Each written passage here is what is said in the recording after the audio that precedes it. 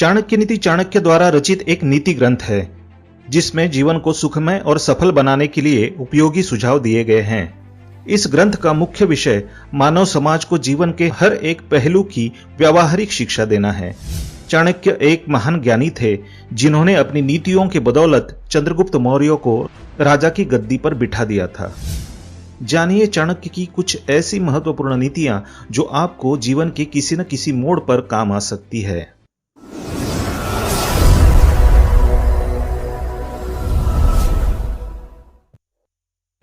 नमस्कार दोस्तों, स्वागत है आप सभी का एक बार फिर से। दोस्तों, अगर आप अपनी लाइफ में कुछ नया सीखना चाहते हैं तो चैनल को सब्सक्राइब जरूर करिएगा। दोस्तों, आज के इस वीडियो में हम आपको शास्त्रों के बहुत ही अनमोल और अद्भुत ज्ञान के बारे में बताएंगे। तो दोस्तों, इस वीडियो को लास्ट तक जरूर देखिएगा। दोस्तों, कहा जाता है कि एक हाथ से ये काम कभी नहीं करने चाहिए, हमेशा अपशगुन माना जाता है। दोस्तों, हमारे धर्म ग्रंथों और शास्त्रों में पूजा पाठ और अन्य धार्मिक कार्यों के कुछ विशेष नियम बताए गए हैं। हम सभी को इन नियमों का पालन करना अनिवार्य होता है। आज हम आपको बताने जा रहे हैं धर्म कर्म से जुड़े उन कार्यों के बारे में जिनको एक हाथ से करना गलत माना जाता है। दोस्तों, इन हाथों को एक कार्य से पूजा पाठ का संपूर्ण फल नहीं प्राप्त होता है और साथ ही अपशगुन भी माना जाता है। तो दोस्तों, इस वीडियो में जरूर जानिएगा कि वो कौन से काम है जिनको एक हाथ से नहीं किया जाता है। तो दोस्तों, ये जानने के लिए वीडियो एंड तक जरूर देखिएगा। वीडियो को लाइक जरूर करिएगा, दोस्तों को शेयर कर दीजिएगा और अगर आपने अभी तक चैनल को सब्सक्राइब नहीं किया है तो सब्सक्राइब करके बेल आइकन जरूर दबाइएगा। दोस्तों, महाभारत के अनुशासन पर्व में कहा गया है कि एक हाथ से चंदन घिसना नारायण को भी दरिद्री बना देता है। यानी भगवान को अर्पित किया जाने वाला चंदन आपको एक हाथ से कभी नहीं घिसना चाहिए। अगर आप भूलवश भी ऐसा करते हैं तो ये अपने पैरों पर कुल्हाड़ी मारने के बराबर होता है। आपके घर में धन धान्य की कमी हो सकती है। दोस्तों, दूसरी बात बताई जाती है कि हमारे धर्मशास्त्रों में बताया गया है कि पूजा के कार्यों में बाएं अंग का सहयोग अनिवार्य होता है। बायां अंग जीवन साथी का प्रतिनिधित्व करता है। पूजा को लेकर ये नियम बताया गया है कि कभी भी आरती एक हाथ से नहीं करनी चाहिए।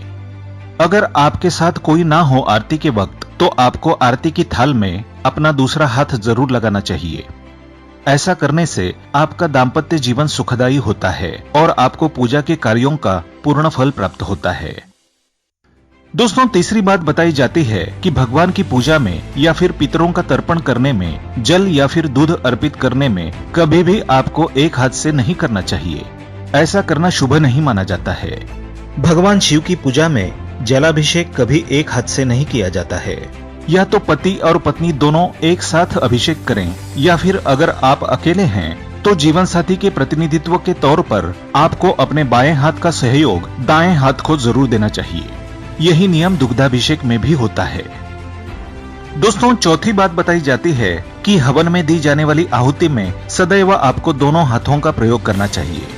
एक हाथ से दी गई आहुति का अपूर्ण माना जाता है और हवन का प्रयोजन अधूरा रह जाता है।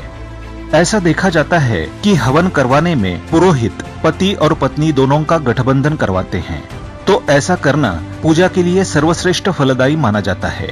इसलिए आप जब भी हवन सामग्री डालें तो दोनों हाथ से डालें।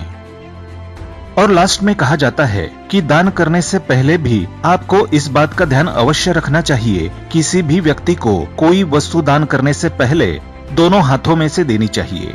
एक हाथ से दिया गया दान आपको पुण्य फल की प्राप्ति नहीं करवाएगा और साथ ही इसे भिक्षुक के अपूर्ण सम्मान के तौर पर देखा जाता है। इसलिए आप जब भी बतौर मदद या दान किसी को कुछ वस्तु दें तो दोनों हाथों से दें।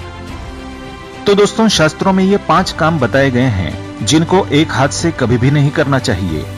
तो अगर आप इस ज्ञान से सहमत है, आपको ये 5 बातें अच्छी लगी हो तो दोस्तों वीडियो को लाइक करिएगा, दोस्तों को शेयर जरूर करिएगा और अगर आपने अभी तक चैनल को सब्सक्राइब नहीं किया है तो सब्सक्राइब करके बेल आइकन जरूर दबाइएगा।